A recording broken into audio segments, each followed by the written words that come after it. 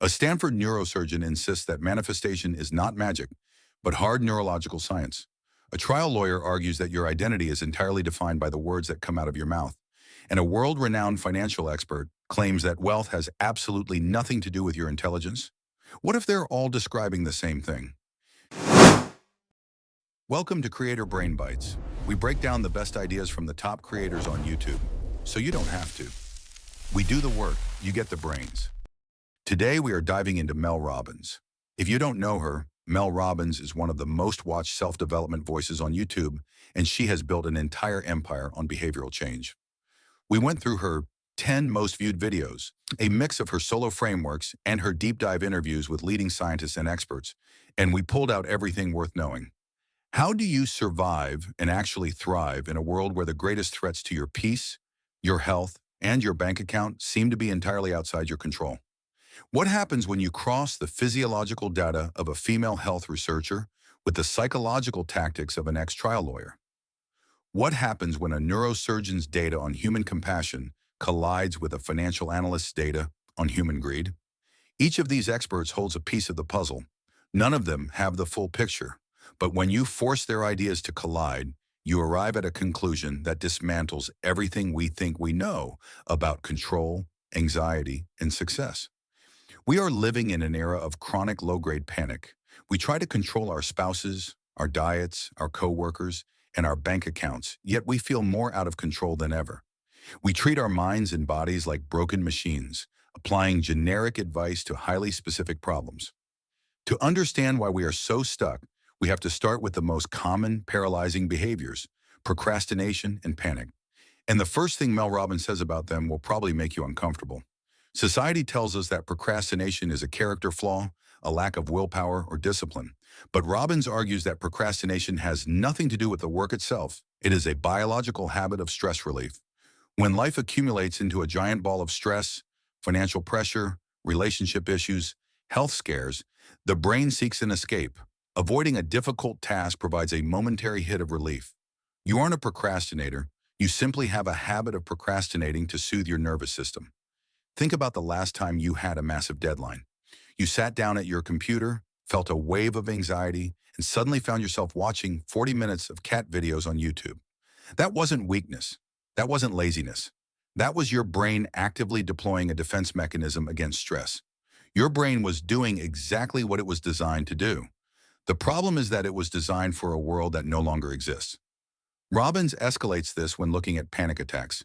She argues that a panic attack is essentially a mind-body disconnect. The body enters a state of hyperarousal, heart racing, palms sweating, cortisol surging, exactly as it would if you almost got into a car accident. But because you are just sitting in your bedroom, the mind has no logical explanation for the physical threat. Lacking context, the mind panics, creating a self-perpetuating loop of terror. Her solution is entirely physical. When a panic attack hits, common advice says to lie down and take deep breaths. Robbins says that is the worst thing you can do. You must stand up immediately and move your body. You have to trick your nervous system into believing it is escaping the invisible danger. But what about the fear that stops you from speaking up in a meeting or boarding an airplane? Here is where things get genuinely strange. Robbins introduces a biological truth that most people never learn. Fear and excitement are the exact same physical state. The heart rate is the same. The adrenaline is the same. The sweating is the same. The only difference is the label the brain applies to the agitation. To hijack this system, she uses a pattern interrupt, counting backward. 5, 4, 3, 2, 1 to awaken the prefrontal cortex, followed immediately by what she calls an anchor thought. If you are terrified of flying, you count down, picture your family at the destination, and force yourself to say, I am excited. Your body does not know the difference between a threat and an opportunity. It only knows arousal. If you do not manually override the label, your default programming will always choose fear. So the question becomes, if the default is fear, how do we actually reprogram the machine? And this is where things get complicated, because the scientists do not fully agree. Robbins introduces the concept of the reticular activating system, or the RAS. She describes it as the brain's bouncer, a live network of neurons that filters out millions of pieces of data and only lets in what it deems important. If your mindset is tuned to self-doubt, The bouncer blocks out your 32 successful emails and only lets in the one criticism. And here is the part that should genuinely disturb you. How many of the thoughts you had today were actually yours?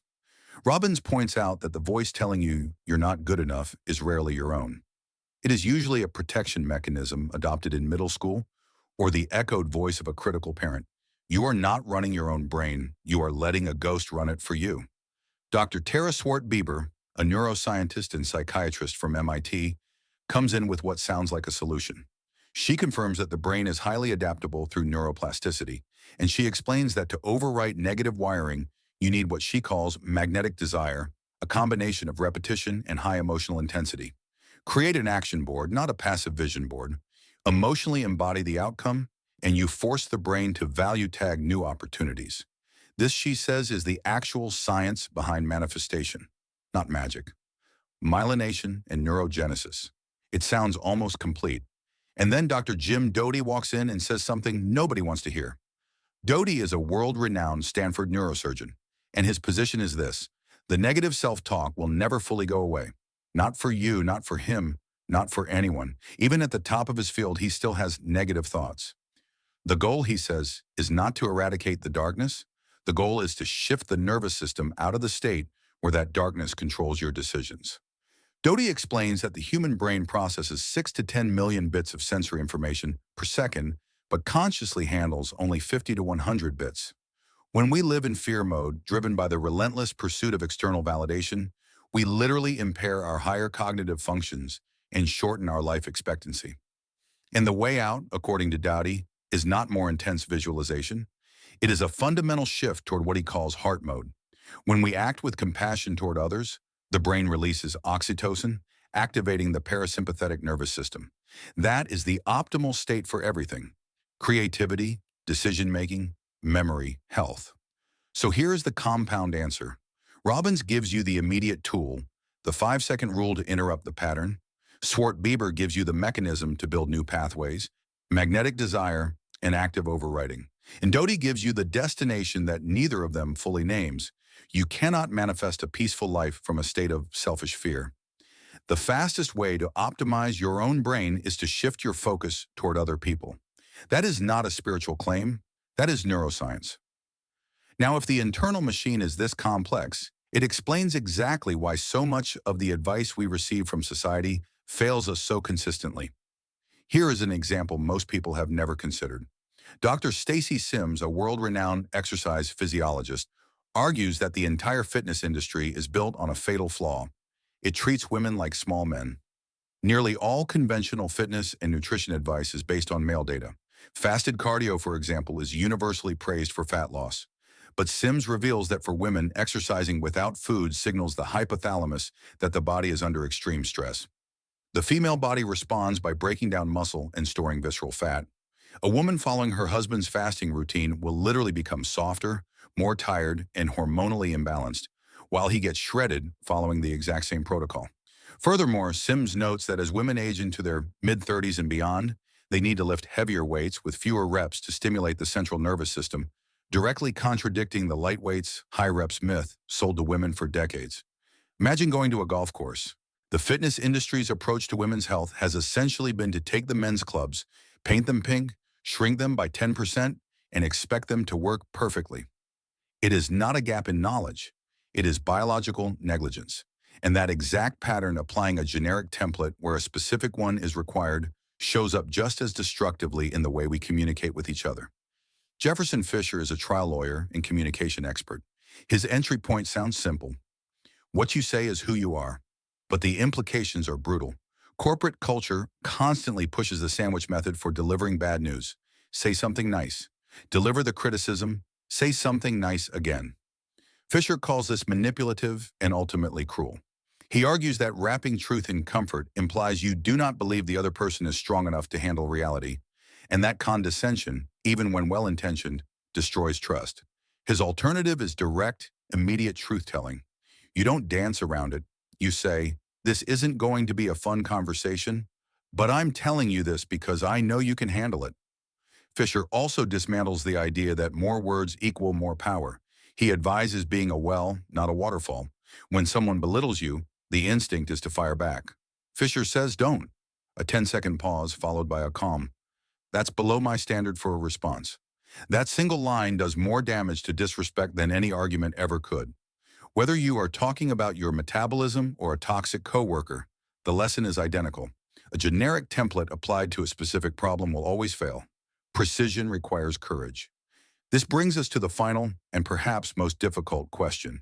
If we must take radical responsibility for our own brains, our own bodies, and our own words, what do we do about everyone else? Morgan Housel, author of The Psychology of Money, gives us a framework that sounds like it is about finance, but is really about something much larger.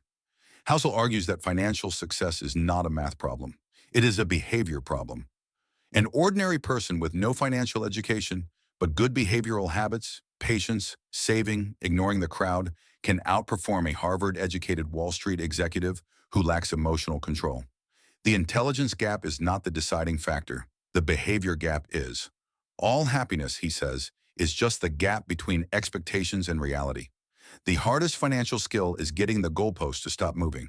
Every dollar you spend to impress a stranger is a piece of your future handed over to someone who will forget about you by next week.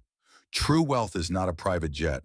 True wealth is waking up and knowing you have complete independence over your time.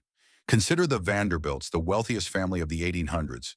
Unimaginable mansions, endless resources, and by most historical accounts, largely miserable, trapped by the weight of their own status.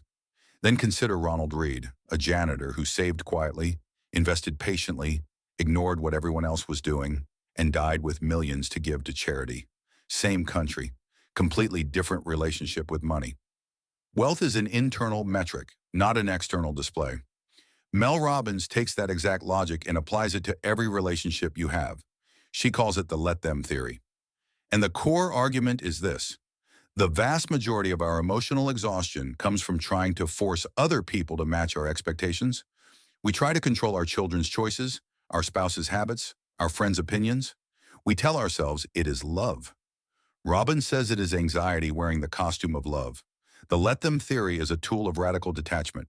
If your friends want to go to a restaurant you hate without you, let them.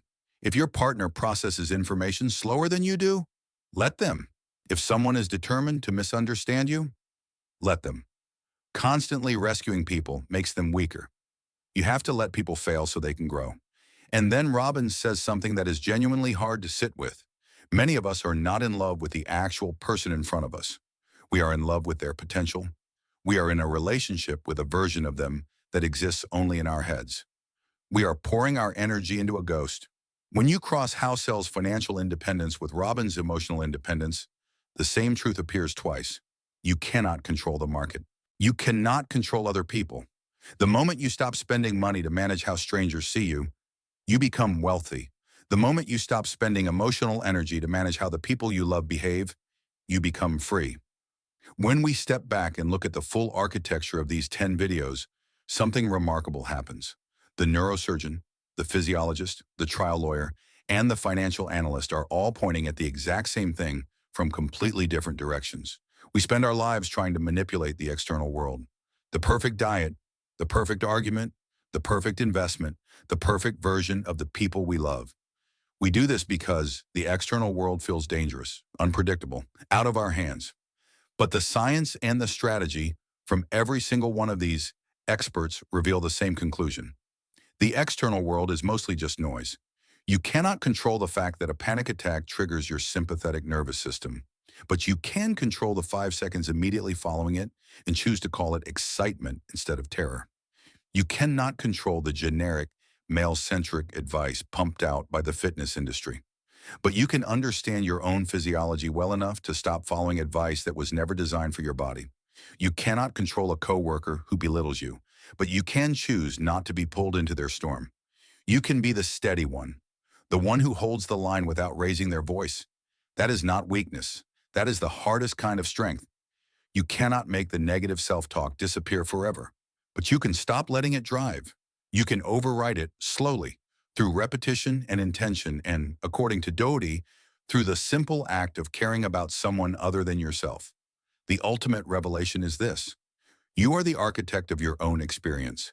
If you leave your brain on its default settings, it will optimize for fear, for stress, for the desperate attempt to control everything around you. But if you take the wheel, if you train what you pay attention to, if you speak with precision and honesty, if you let other people be exactly who they are, you stop fighting reality. And when you stop fighting reality, you finally have enough energy left to actually change your own. You can't control the outside world, but you can reprogram the only machine that truly matters, your mind. You cannot control the 10,000 things that will happen to you today, but you have absolute, undeniable control over the very next thing you say to yourself. That's the bite. New breakdowns drop every week. Subscribe so you don't miss the next one. And if there's a creator, channel, or episode you think we should analyze next, drop it in the comments. See you in the next bite.